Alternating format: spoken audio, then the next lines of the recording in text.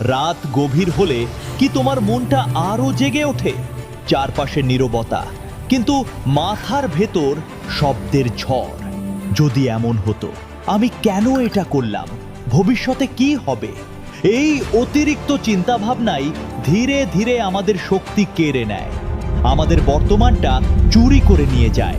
একটা সত্য মনে রেখো, সব চিন্তা সমস্যার সমাধান নয়। কিছু চিন্তা শুধু তোমাকে ক্লান্ত করার জন্যই আসে। জীবনে সফল মানুষরা আলাদা কিছু করে না। তারা জানে কোন চিন্তাকে গুরুত্ব দিতে হবে আর কোন চিন্তাকে ছেড়ে দিতে হবে। অতিরিক্ত ভাবনা থামাতে হলে প্রথমে ত্যাগ শিখতে হবে। সব প্রশ্নের উত্তর এখনই চাই, এই জেদটা ত্যাগ করো। সবকিছু তোমার নিয়ন্ত্রণে থাকবে, এই ভুল ধারণাটা ত্যাগ করো।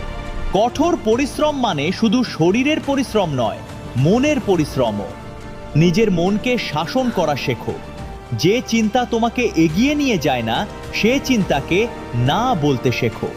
মনে রেখো, সাফল্য একদিনে আসে না, এটা আসে নীরব সংগ্রামে, অদৃশ্য ত্যাগে আর প্রতিদিনের ছোট ছোট সঠিক সিদ্ধান্তে। আজ তুমি যদি শুধু এই একটা কাজ করো, বর্তমান মুহূর্তে মন দাও, তাহলেই অর্ধেক অতিরিক্ত চিন্তা আপনা থেকেই থেমে যাবে। শেষে একটা কথা বলি, যে মানুষটা নিজের ভেতরের অশান্তিকে জয় করতে পারে, সে মানুষটাই একদিন জীবনের সব যুদ্ধ জিতে যায়। শান্ত মনই সবচেয়ে বড় সাফল্য, আর সেই সাফল্য আজ থেকেই শুরু হতে পারে। বন্ধুরা, তোমার জীবনে অতিরিক্ত চিন্তা সবচেয়ে বেশি কখন আসে? রাতে, একা থাকলে, নাকি ভবিষ্যৎ ভাবলে? কমেন্টে লিখে জানাও।